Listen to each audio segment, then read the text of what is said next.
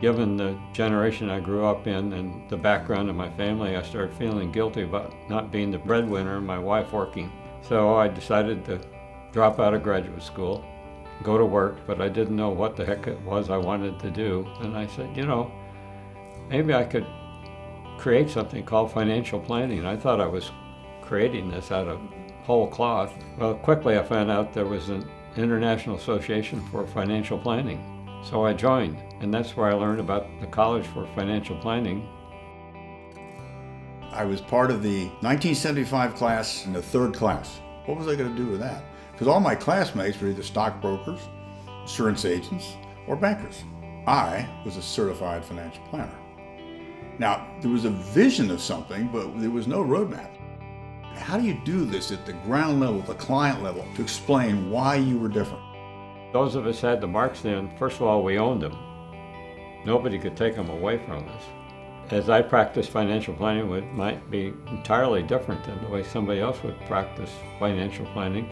The existence of those created an image and a foundation in the minds of people coming into the profession of something of substance, something that has meaning across state lines. But I was in the first class, so that gave me a sense of being a pioneer, of being a creator. But we all saw some value. I don't know if we all saw the same value. I was keenly aware of the fact that we could die quickly. We were desperate to get more CFP designees there so we'd have some substance. That's how Lew got in. From the beginning, I realized the benefit of association. I became active in both the IFP and the CFP because I wanted to be around other visionaries, other pioneers who were trying to figure out the same thing. So they created this, what became the College of Financial Planning. Then they needed an organization to carry this forward, which is where the IAFP came from. It was the graduates of that first class, the Ben Coombs, the P. Kemp Faines, that had a vision of kind of an alumni association. It was somewhat elitist in one sense, and we were accused of being elitist back then because we were certified financial planners. It was not an easy road. There were times when we might even go broke. People don't realize what went into getting this stuff off the ground. Our biggest opponents were the CPAs at that time. They felt they were rightfully the financial planners, and they probably should have been if they had gone about it correctly. We were puny. People were kicking sand in our face, and we didn't have the substance to fight back. And when you learn to walk, you get a lot of bruises. When I first started in business, I realized I'm in the service business. So I determined I'm going to be of service every day.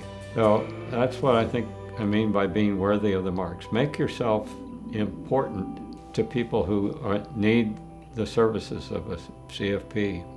Don't view them as a means to your end, but that you are a means to their end and be of service.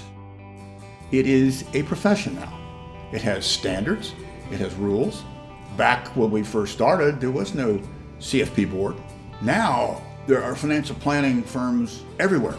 And I think this is going to keep evolving, where more and more specialties are needed. People go to college because they want to become a financial planner. That was unheard of. I remember being so shocked when I found out doctors were going back to school to become a financial planner. One of the things I've told young planners, I think young planners are so afraid they're going to get asked a question they don't know the answer to. I learned very early I could say to a client, that's a great question. I don't know the answer, but I'm going to find out. Don't think you have to know how you're going to do things. Just have confidence in yourself, confidence in your abilities, and just get out there and learn it. I do wish the CFP marks a happy birthday. And as an 85-year-old, I know 50 isn't all that old. So you still have time to grow, time to mature, and time to elevate your capacity to serve others. Happy birthday to the CFP marks. Happy birthday to the whole concept. It's been a great 50 years, and I can't imagine what the next 50 years will bring. Happy birthday, CFPs.